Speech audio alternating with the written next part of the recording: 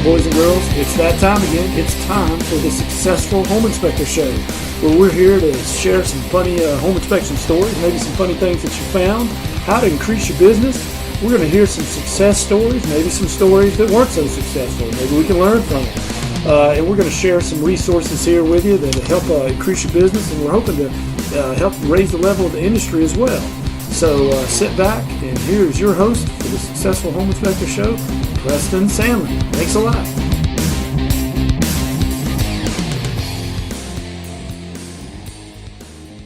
Are you struggling to make your home inspection business grow? Well, have I got the answer for you. HomeInspectionFlyers.com. At HomeInspectionFlyers.com, you get 5 flyers a month. There are 3 sales flyers and 2 recipe flyers. And you can customize them to exactly what you want. And these make great flyers when you go to the offices to put in their boxes, especially if you're doing like candy bowls or something along that nature. Like I said, it's 5 flyers a month for $29.99, and they're very creative, and you just put in your information. They come as a publisher file, and you just put in your information, and then you send them off to get printed. You can send them off online, and you can get color copies for less than 10 cents a copy. It's a great way to go. I went from being a 1-man home inspection firm to a 7-man home inspection firm on this one strategy alone. So try it today. HomeInspectionFlyers.com. Thanks.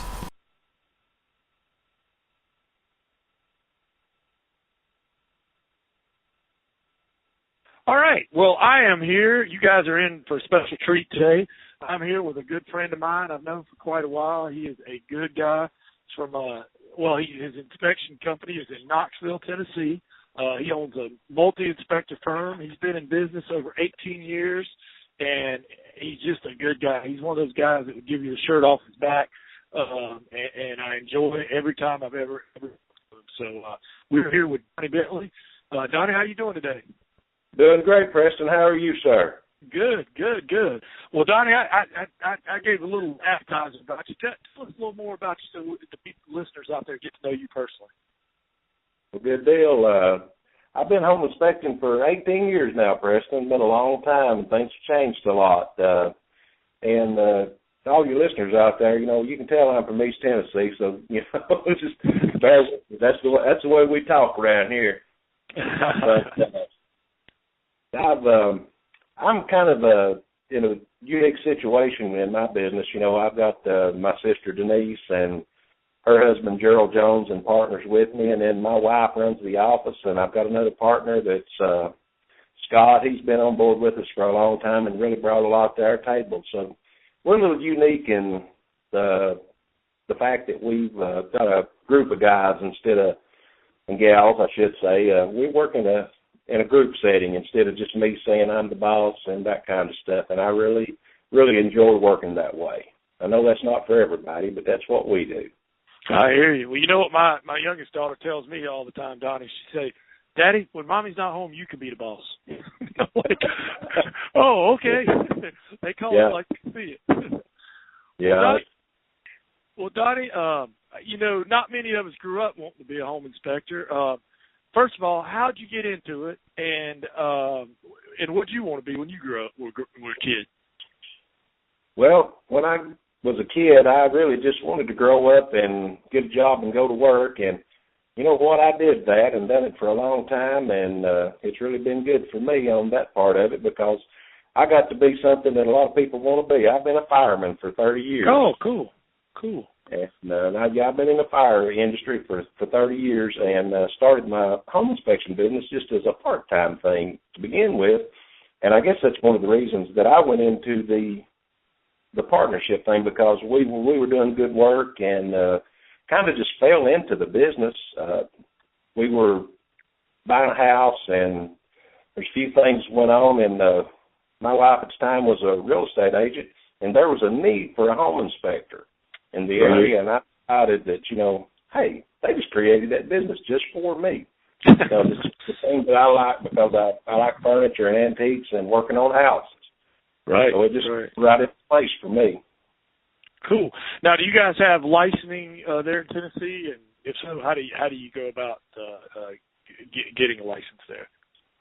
Yeah, we've got licensed in Tennessee, and if I remember right, it was 2006 when they changed the laws, and we got grandfathered, and we went through the stuff to get our license through the grandfather program, and after I got through it, it was easier to get my license just to start from scratch than it would have been to go through that part out. Go ahead, sorry. Yeah, I'm sorry. That's it. You got to go to school for, I don't remember what the hours is now, but you got to go to one of the accredited schools and basically pass the test, and there's a required insurance in Tennessee, and that's pretty much it. Yeah, that's about the way it is here in North Carolina, about the same thing. Well, Donnie, you say you've been doing inspections about 18 years. Well, tell me about some of the changes you've seen. I've seen a lot of changes because when I first started, I was buying the little binders, the books that had the triplicate paper in them, the NCR paper with the piece of cardboard, and you'd go through and take a pen and do the check boxes, and you'd tear the pages out, and you'd keep one, and you'd give one to the real estate agent, and you'd give the little book to the buyer. Oh, yeah. I remember those. The quality is a lot better today, but there is something about the simplicity of that. I will tell you that. I mean, boy, I did the same thing, and I separated out all three, one for the agent, one for the buyer, and one for me, and you were done. You were done. Although you went to the house. Yeah, it was. But the bad thing is, every time you wrote something down, you had to write it again on the summary page. I mean, there wasn't like a tagging sort of thing. You just had to write it twice. You had to write it down twice, and didn't even take any pictures early on.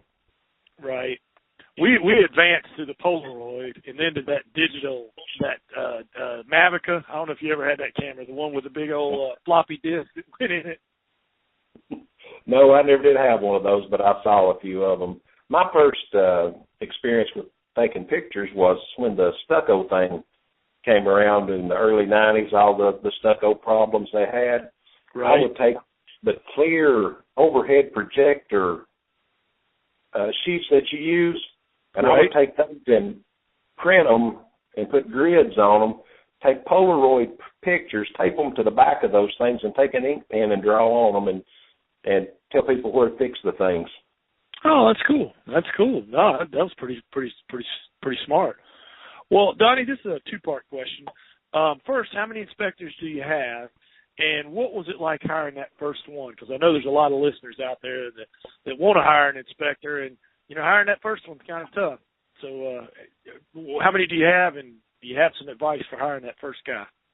Well, good deal. We've got 7 inspectors right now, and we're actually kind of in the beginning stage of hiring number 8. I've got him going on a few inspections with us right now, and pretty sure I'm going to bring him on board. He's really a good guy, knowledgeable guy, and I think so. We'll be at 8 here in a few more weeks or a month or two, however long it takes me to get him up to speed.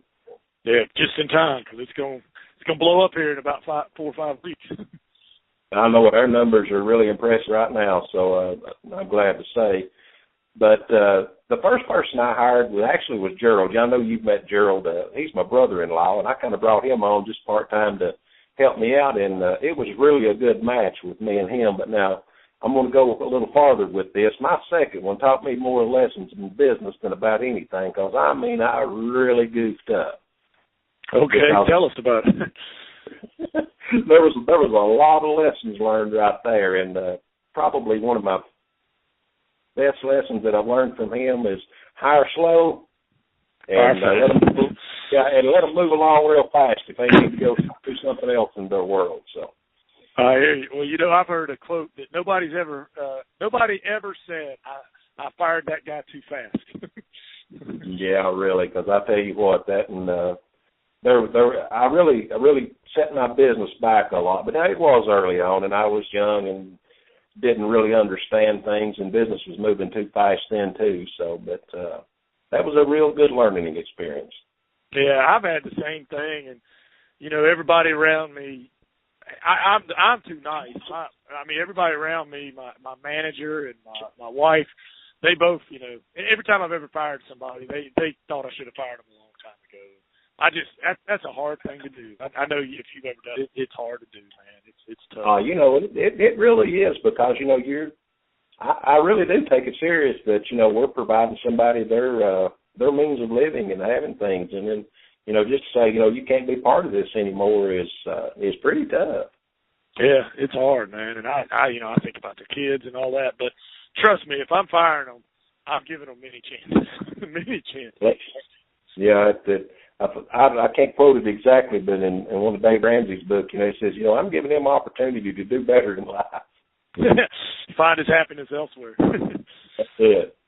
Well, Donnie, do you have and I know it varies depending on the experience of the inspector, but do you have a training process? And tell us a little bit about that. Yeah, I'm not going to say it's an elaborate process, but it's pretty fixed, and it's really pretty simple. You get to go with me about 3 or 4 times, no strings attached, no money involved. You can just go observe what I'm doing, and we'll talk, have a good time. I'll buy you lunch, whatever we need to do, and talk and get to know you a little bit. But it's just a ride-along thing. Right. And then if we decide that we're going to move forward with things a little bit better, I will pay them a little bit. It depends on the situation, but I usually pay them like $25, which I know that ain't any money, but it kind of keeps them from just going broke and kind of working on their terms, because most of the guys that I've hired actually have another job, or actually the last one that I hired, he's actually retired on a early retirement type program. I don't really know. So anyway, and I was paying $25 to do that. And then I make them do, open the windows, everybody starts out on windows, doors, and checking outlets, don't they? Yeah, exactly.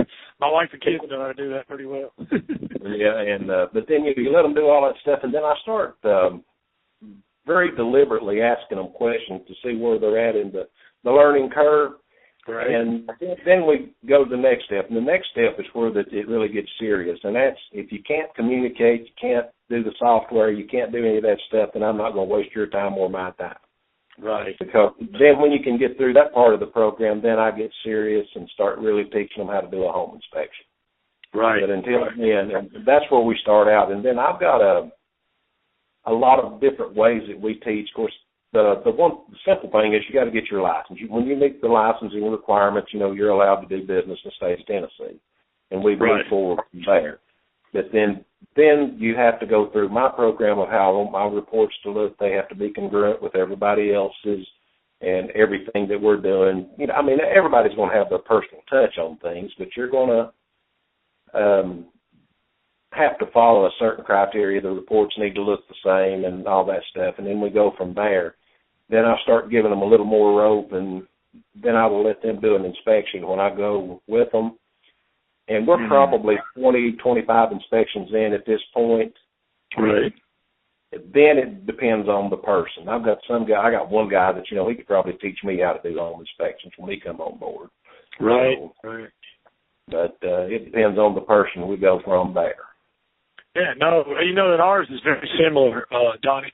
And, there's a debate. I always hear this about the inspector firms where you pay them for training or not. We pay during training, too, because I'm like you. These guys got some expenses. I know some people I wouldn't pay them anything. And, I just know they got to have something. So I'm kind of the same way. And, I've taken people all the way through training, and they got out there first week, and I decided they couldn't make it. And, and then I've had other ones I had my doubts on early on, but then they showed me something. I would love to say I could predict, a guy's ability right off, but sometimes I can't. Some people interview good and not really worth a hoot on the back end, and some people don't interview that well but turn out to be pretty good. Do you have experiences similar to that? No, yeah, that's definitely part of it. And I tell you something else. I want to meet the other half usually before we commit. I've got to know who's on the other side of the fence.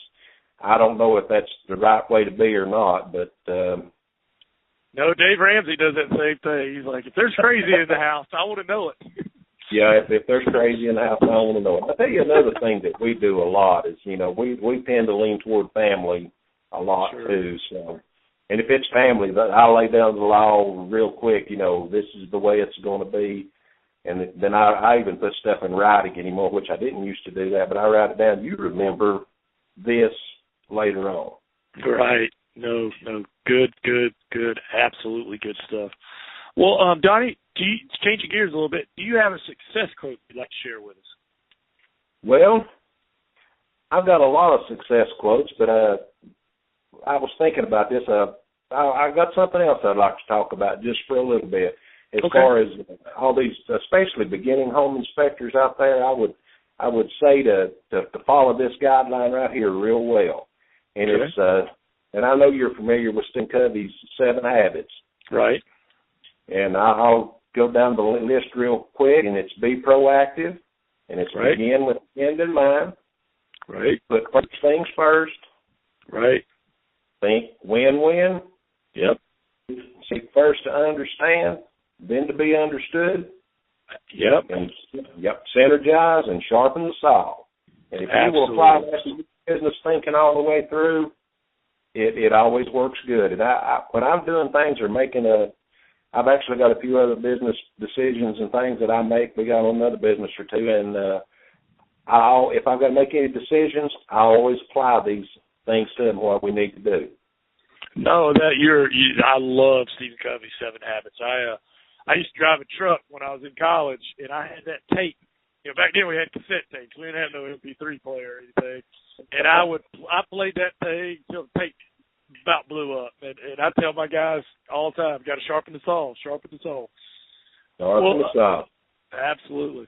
Well, Donnie, changing gears again a little bit, what do you do in your spare time? Work. We've got a few little things. I've got a little scrubby farm over here that I like to play. Is one of my favorite things to do. I've got a little tractor and things like that. Some of my favorite things to do. It's you never had to just get out and dig a hole. Sometimes the tractor's a lot of fun, but get your hands in the dirt. Yeah, and you get an end result. You might got pretty flower beds and green pasture, but anyway, now me and Lisa both have motorcycles. I've got an old Harley, and she's got a gold wing trike. We ride a little bit, and I've got a side-by-side four-wheeler and stuff like that, and we like to do that. Even our vacation this year, I'm planning on going to Colorado and taking a four-wheeler out and riding around out in the mountains, and that's the kind of stuff I like to do. Cool. No, I'm right there with you. We were talking on the pre-interview. I got to get my bike out of the garage, get the battery charged up. We're having such nice weather right now. Well, Donnie, tell us something that you're a real popular guy. I mean, whenever I've been to conferences, everybody knows Donnie. But tell us something people don't know about Donnie. I'll tell you a little true story. I'll start out with a riddle. I have an uncle brother. How can that be?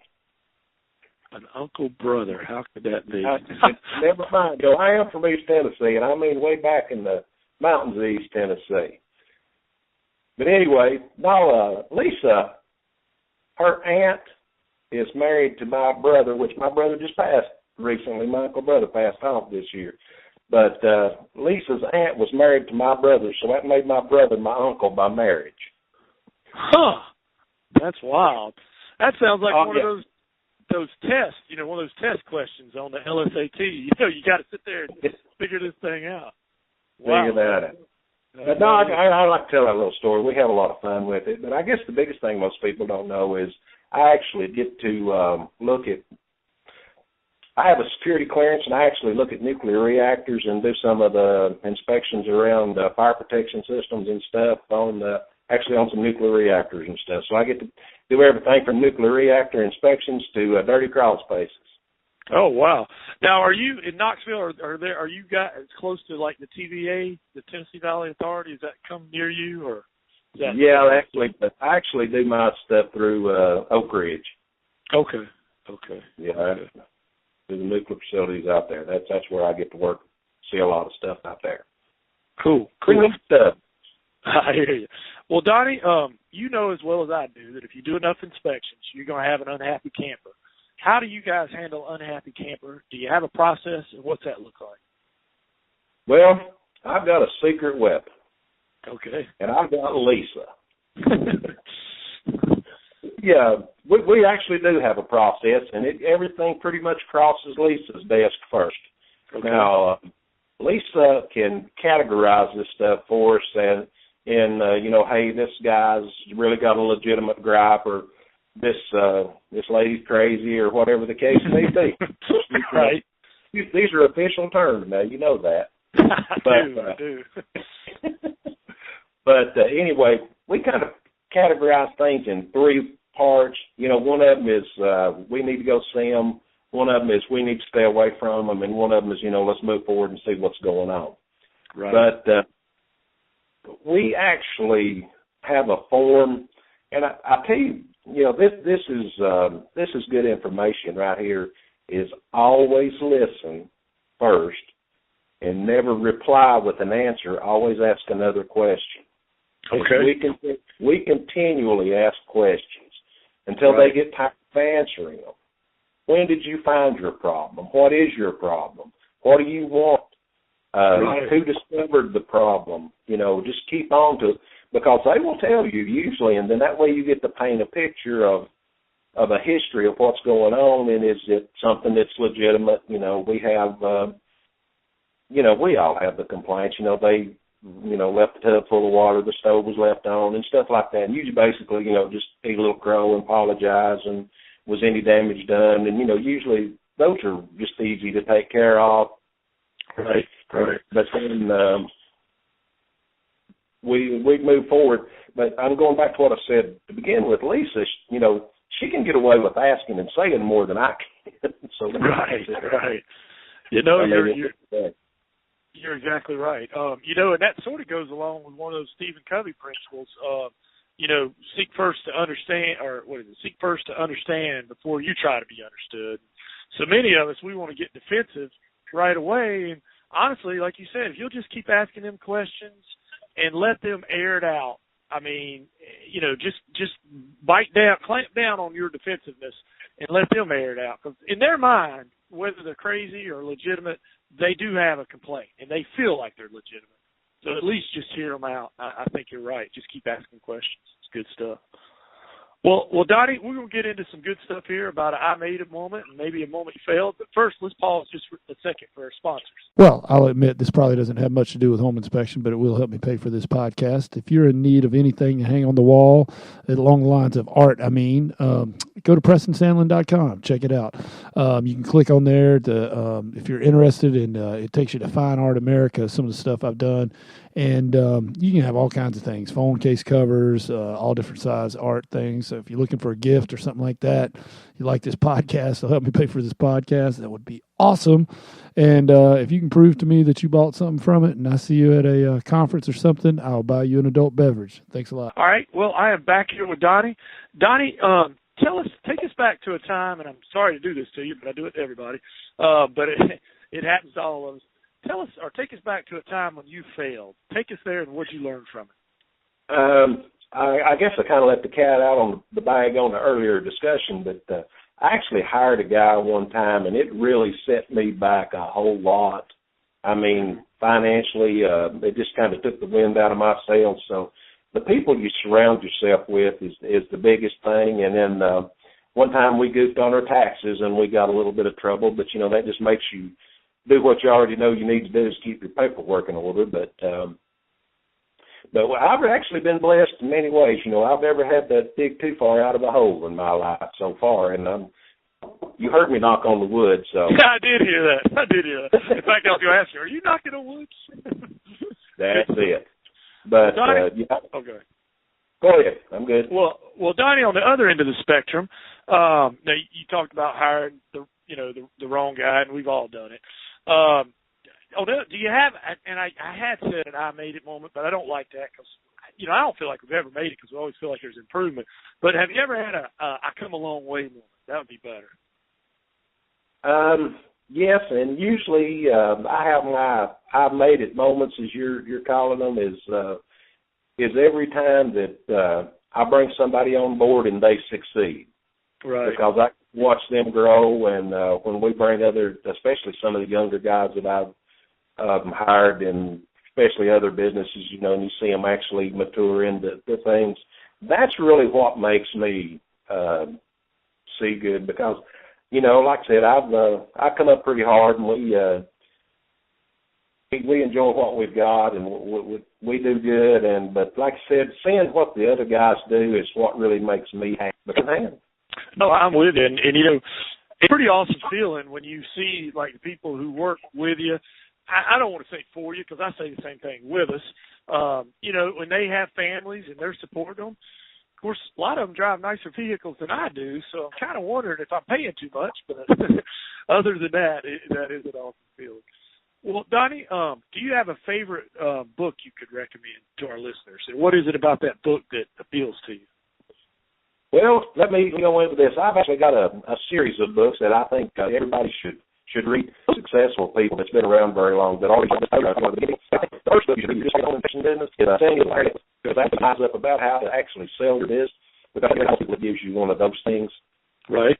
And to go back about one of your other questions a little bit about the victories and the I made it moment and stuff, I tell you a book. It's kind of a hard read in a way, but it really helped me a lot understand a lot of things better. And it's Thou Shalt Prosper by Daniel Lapin. I don't know, it's Lapin's his last name, but not sure the correct pronunciation.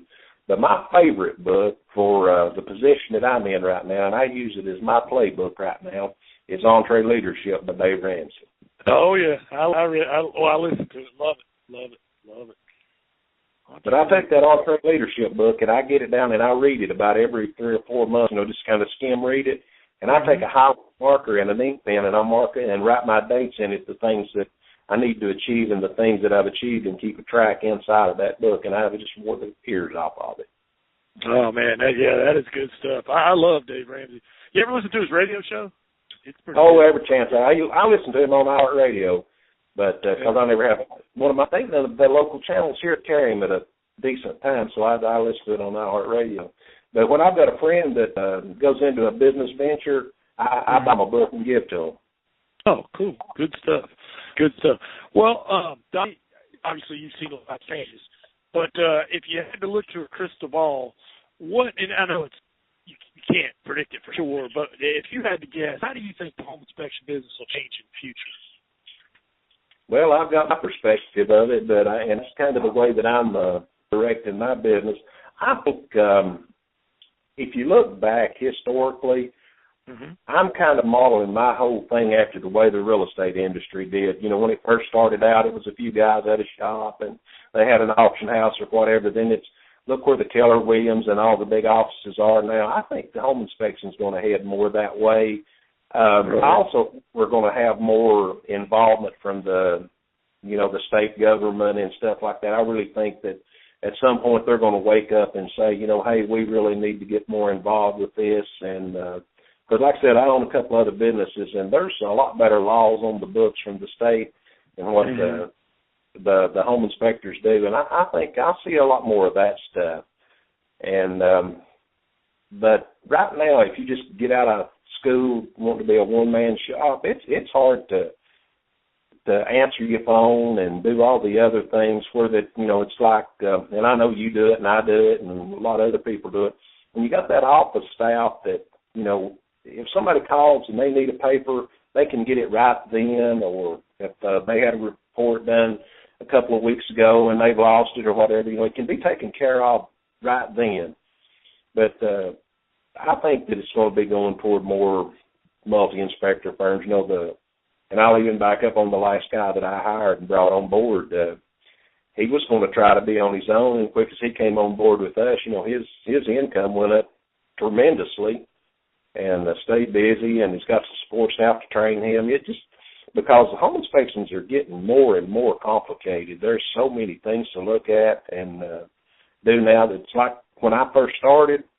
It's amazing how many more appliances are in homes, and the size of houses are changing, and the trends are changing, and the materials.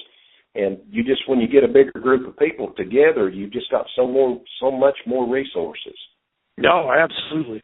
Well, like you said, you're going to those tankless water heaters, and the HVAC and all that stuff's getting more sophisticated than it ever been. And it's the same thing. When I started out one-man shop, I was answering my phone, Donnie, trying to schedule in a crawl space or on a roof, and somebody needed a termite letter, and it was just hard. So it's good when the inspectors, all they have to do is do the inspections, and they got somebody else handling that administrative part of it. It's so big. It's so big. Well, Don, and even if they have a problem, they can call the office, and a lot of times, like I said, Lisa or one of them, a lot of times they can even take care of all that stuff before they ever even hear about it. Oh, yeah, and I can't tell you how many times, and I'm sure you've got these calls. We sitting here at closing, and we don't, for whatever reason, they don't have the termite letter or the invoice, and that's what's holding us up. And, even if you send it to them, for some reason they don't have it, so you got to send it again, Yeah, we get that call once a week. Oh, yeah, and it's nice when you got office staff can send it over, but it's very stressful when you're on a roof, and you got to go send it to them. But anyway, well, Donnie, I know the answer to this before I ask it, but I'm going to ask it anyway. Have you ever been thrown under the bus by a contractor? I know I have. How do you handle it? Do you have any ideas how to – it can't be prevented, I don't think, but at least be contained. Well, we've all had that. I mean, that's just part of it. I go back to my situation about asking questions. We don't just wear our report out by having a lot of hidden language and stuff. When there's a problem that we see, we want it repaired by a licensed contractor. And that's industry standard. But, I don't just cover everything up with it. But when I get one of those guys that's really wanting to sell a crawl space encapsulation or a big mold contract or some of those things, when they're wanting $15,000 to take care of a problem that the home inspector was supposed to have told them about. Absolutely. I usually address those pretty straightforward, but I don't think there's any way to ever get away from it. But the first thing I want to know is who is the contractor, what's his name, who's the company that he works for, and all of that stuff. And he's going to have to talk to me directly. You need to put the complaint in writing. I'll meet him out there tomorrow morning at 7 o'clock in the morning because I've got a job at 9 o'clock, and he better be there. Kind of attitude. You need to show me what we got. And I'm going to bring my paperwork with me because I've done this before. I'll even tell you a short story. This happened to me about 6 or 8 months ago. The lady bought this house, and it was the foreclosure that needed $50,000 worth of work. Right. Well, the guys was over there working, and they pulled the board down, and oh my goodness, there was a little bit of mold behind the board. Oh boy. I mean, and really there was. I mean, that's not a problem. But I went over and met the contractor next day. Next day I'm right there. Right. And paperwork in hand. He pulls it down. I said, well, when did you find it? Well, when we pulled this board down, I said, well, here's a picture of it. It wasn't there when I'd done the home inspection. And by the way, I wrote up the flashing was missing at the deck. And this is right below the deck. Do you think that the water come in where that flashing was? Oh, yeah, I know that's where it came from. So, in other words, I wrote it up in the report. Sure. And then, so he pretty much just told, and if you ask the right question, you guide them just a little bit. And he answered all the questions. And then the lady came back to the office like 2 days later and asked Lisa. And, here we go again. Lisa can say things I can't say. And she was real nice to the lady and told her, we wrote all that stuff up. You're the one that waited 6 months to fix it. Right. And then I topped it off because I write articles for the newspaper on a fairly regular basis. And I wrote an article just pretty much plugged all that information in and plugged it had it in the Sunday paper the next week. So. Wow, I might want to get a copy of that. When was that? Because I have that same sort of. I don't know. It's back last fall. If you find it, send me a link to it if you don't mind, Donnie. I'd love to see that. I'm sure I can find it. Okay, we have that same sort of thing, and you and I are both Southern, and your wife's Southern. And for anybody who's listening who's not Southern, you can always say, bless your heart. and that means it's not a good thing. It sounds good, but it's not a good thing, is it, Don? Well, you can talk bad about somebody and then say, bless your heart, and it all goes away. That's right. In fact, there's a teacher I do a lot of sponsorship. I went to the wrong class it's a long story, but I showed up late, and he was like, bless your heart. And I said, Bill, don't tell me that. I know what that means. I'm Southern. But anyway, yeah, bless her heart. Bless her heart. All right. Well, I want to ask your opinion on something, Donnie. I'm bothered by what I see sometimes on home inspector forums. And there's some good people on there that want to help, but it seems like there's some egos involved. And, you know, I get it. People are, but, you know, if we want this profession, in my opinion, to be thought of more professionally, we got to stop this because, you know, especially a new guy will be starting out, and you'll post a question up on there, and, you know, one or two guys might answer, but then there's some guys just jump all over him. And it's just not professional, and I've seen some nasty stuff. I don't know if you've ever seen it, but do you have any ideas on this or how we could keep it positive or professional? I don't really know how everybody else deal with it. Pretty much for the most part, there's only a couple of forums that I even look at all. Right. And if I post something positive, I don't post anything. Right. And, you know, if somebody's going to be just cruising on there every day, you know, they need to watch Seinfeld reruns or something.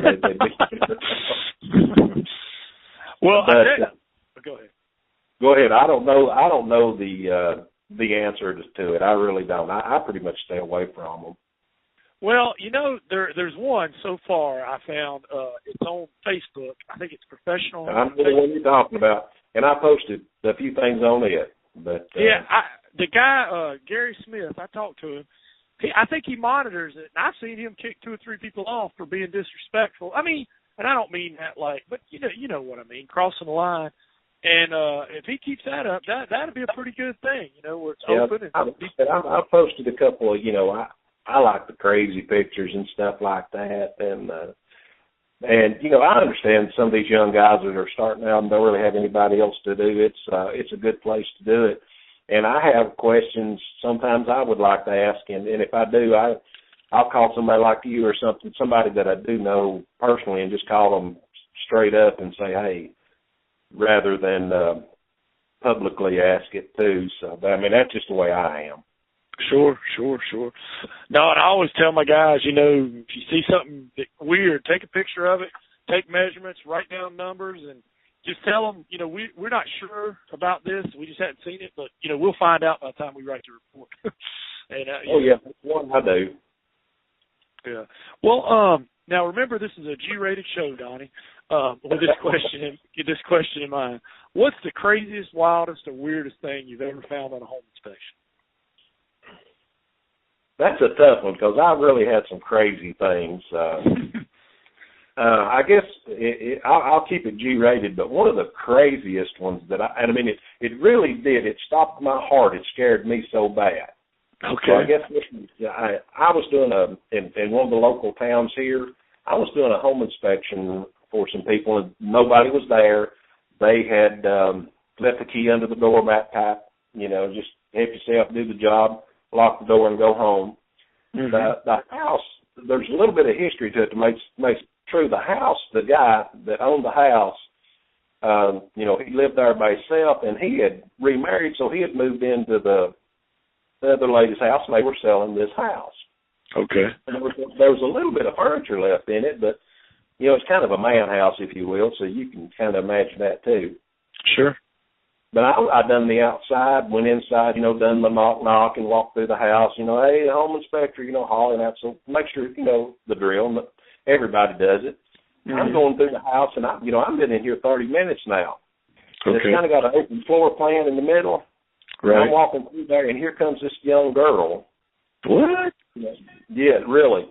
I mean, you know, very young, almost in her birthday suit. She had just a little bit of clothes on. She screams. I scream. you know, the whole, what are you doing in here thing like that? You know, that I throw my hands up and start backing up, you know, hey, I'm just here doing a home inspection, blah, blah, blah, and she runs in there, and then a few minutes later, she comes back, and I'm thinking, oh, crap. So I get on the phone real quick, getting ready to call somebody, right. And then she comes back out, and she's kind of become herself just a little bit, and she starts apologizing. And right. But I still get on the phone to call the real estate agent, and, it's because, I can just see where this one's going. Sure. And, but what it is she had got out with some of her friends, and she had gotten too wasted to drive, and she had a key to her daddy's house, so she just come over to the garage, and her friends was going to come back and pick her up the next day and go get her car. I see. But, oh, my goodness, you talk about your heart stopping, that scared me to death. Oh, man, I'd have to take some heart pills or something after that. I tell you what, I think that was the beginning of my gray hair. Well, at least you still got hair, Donnie. I ain't got much. Well, Donnie, do you have a training resource or an internet resource or something, that you would be willing to share, either something training or internet, like an app or something, anything along those lines? Yeah, I'll tell you something that I use a lot, and I use it for training, is Screencast-O-Matic. We use that a lot because I just take my report writing and I go through all the settings in the software that we use, and I can pull the Screencast-O-Matic up, just go through all the settings, and then I've got it. I've got one of the pro accounts, and there's a place there that you park all your videos, and give all my inspectors the password to it, so they can, anytime they need any of that stuff, or I can do like a little training class for, a little 10-minute. I do a little 10-minute training occasionally and something like that. And we're going to make a lot more use of it this year because I've done it in the past. But it really works good for the training part. And I'll tell you another thing that really helps me that I really just absolutely love is MindMaster. Oh yeah. Well, yeah. Tell everybody about MindMaster, how that works. MindMaster is a mind mapping software, and I didn't understand it when I first started. But if everybody's as ADD as I am, you think in lists anyway, so you can just go through and start doing lists. When I do a report for our business or anything or any training program I'm going to do, or, I always do the first of the year thing, and I went through that just recently. And I just go through and make a list, and you can just keep branching off on everything. And then when you get it the way you want it, you can line it up in the direction you want it, export it, and it'll print into a Word document, and then you can make a pretty neat document. Because when I wrote my manual for my business, I wrote my manual on MindMaster. Oh, cool. Yeah, I mean, what it does is, like you have this goal, and you just break it down to all the actionable steps, so, and then it makes sense. Do this, and that'll lead to that, and I like it too. I didn't realize you could print it down to a Word document. That's cool. Oh, man, it's too cool. I'll give you just the 2-minute version of this, but like if you're going to do your manual for your business, and just pick a topic, and let's say like if you want, I've lost my train of thought here just a little bit, but if you want to like how to answer the phone, you put answer the phone, then you put the first branch on it's going to be say your saying, then your next one's going to be answer it within 2 rings and all this stuff, and then you can put, but when you do it, you know how you can move your branches around? Right. Put them in order that you want it to print out in. Go down at the bottom, there's a place that says export. Export it to Word document, and there's about 8 or 10 little check boxes. They're already checked, and if you leave them, it leaves out any live links or anything you've put in it. Right. So I basically uncheck all of those except create a table of contents. Right. And it will print you a pretty nice document out, and then you can take all that, and then you can start adding in all the stuff to it. It's already laid out in the format for you. Oh, that's cool, man. I'm gonna work on that tomorrow. Some of my mind things that I've already done. Cool. Good. You really will like it. It works great. It took me a while to figure it out, but it works great. Oh, that's good stuff, Donnie. Well, Donnie, is there anything that you're working on? Oh, wait a minute, I forgot a question. What's the best part of your job and why? And what's the worst part of your job and why? Well, the best part is just simply helping people. I mean, when we do home inspections, I take it to heart that I'm really helping the people that are buying their house, and it means a lot to me to go in and, put that smile on their face. And, of course, sometimes you put a frown on their face, but, really a bigger smile in behind that than they would be if they bought the house and exactly. And if they come forward and buy the house, they at least go into it with their eyes open. That's what I like about my job better than anything. And I guess the worst part is, dealing with the people that don't appreciate it or they're out or have an agenda. Exactly. Well, Donnie, is there anything you're working on right now that has you stoked or excited? I'm very excited. I'm thinking 2015 is going to be a banner year for us. We're already just a couple of weeks into the year, and our numbers are already up. And I know you do the IR, but we're gearing up to do IR on, do the infrared on everything. Right. I'm not. Go ahead. I was going to say, you guys do you? I know we had a conversation one time. You guys do radon mitigation too, don't you? Yeah, we. That's a whole different business. Brandon runs every bit of that now. I pretty much just handed it off to him and said, "Here, run with it," and he does well. Oh, cool. Is it hard to, and I won't get off too far on that trail, but is it hard? What if somebody was kind of interested in that? Because it was pretty interesting when you were telling me. What is it hard to get into that business, or could you give us some clip notes on it? It's pretty hard as far as the marketing side of it, and of course it's not governed under the home inspection stuff. But I still don't really just go out and do home inspections and say, "Oh, you got high radon, let me do a radon test." And so I don't play that game, but we get a lot of business in from people we know. It's pretty much a word of mouth business in our situation, but it's a pretty good business. I mean, in our area, there's a couple of the internet marketing companies that just they do all the marketing and sell it and stuff, and they just hire any contractor to. It's kind of like the $199 home inspectors. Right. But, they'll go in and they'll put a pretty crappy system in, but we've almost turned that into a business going in and repairing that stuff. Right. But it's pretty good business. Basically, all you got to do is just we're NARP certified, which is of all the training that I've taken in my life, that's one of the hardest classes I've ever taken. I mean, oh my goodness! But if you want to get certified, plan on taking. I think it's a 4-day class, and it's tough. Okay, cool. I might look into that. Well, Donnie, now this question is you got to kind of listen to it. It's a little different. If you had to start all over tomorrow in a brand new town, equal to the size of Knoxville, but you still have all your equipment, all knowledge you currently have, all your employees or guys you work with, and family, and room and board are taken care of, and basically you have $5,000 to go market, basically. Or, what are you doing that first week with that $5,000? Okay, the first thing I'm going to do is, I guess there's a two-part of this to my answer. Is where's it going to be? Is it going to be somewhere totally far, far away, or is it going to be somewhere in a reasonable area of where I'm at now? And you don't have to answer that. I'm just saying, because if I was going to Alaska, don't know anybody, this doesn't come into play. But the first thing I would do is I'd do my homework on any real estate agent that I know that are good friends with, and anybody like that. And if they know somebody in that town to do the old, hey, would you do me the favor of making a call and setting me up an appointment to meet this person?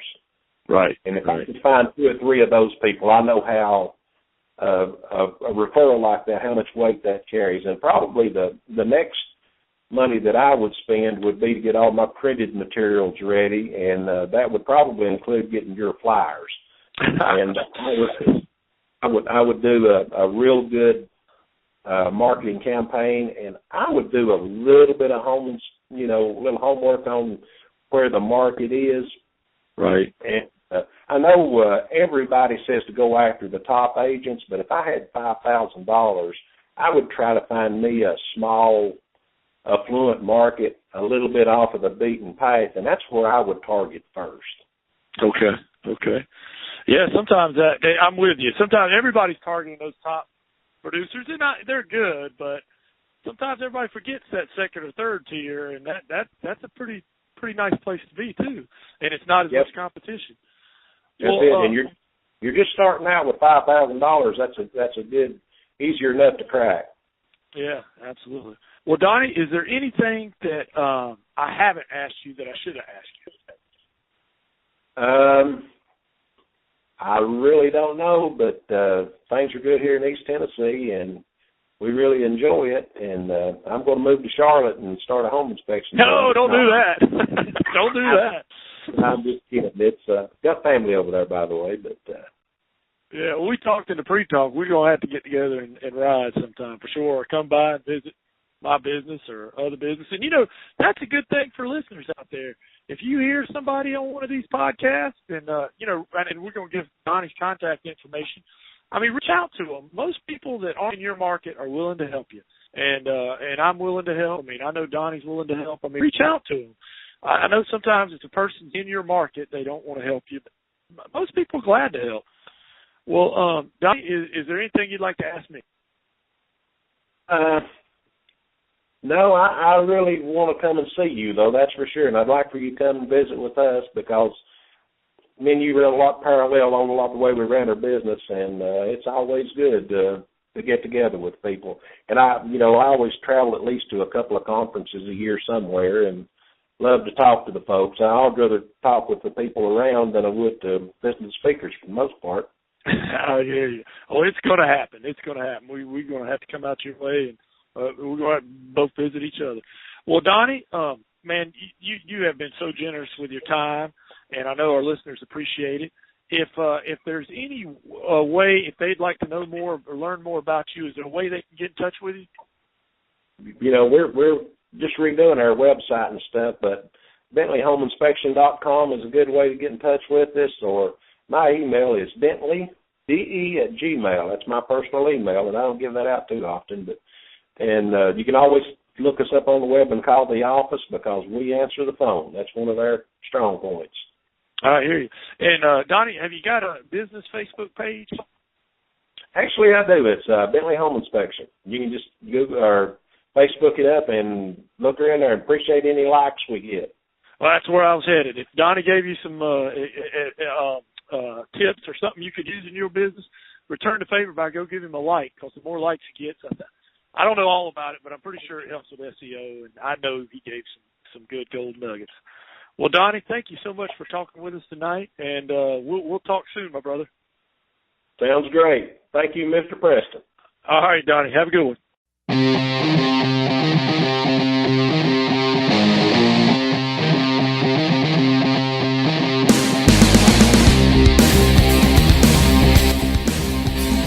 Thank you for listening to the Successful Home Inspector Podcast today. You can find the show links at the successfulhomeinspectorpodcast.com. And tune in again next time. Check out their website for any special offers or books or anything of that nature. Thanks again.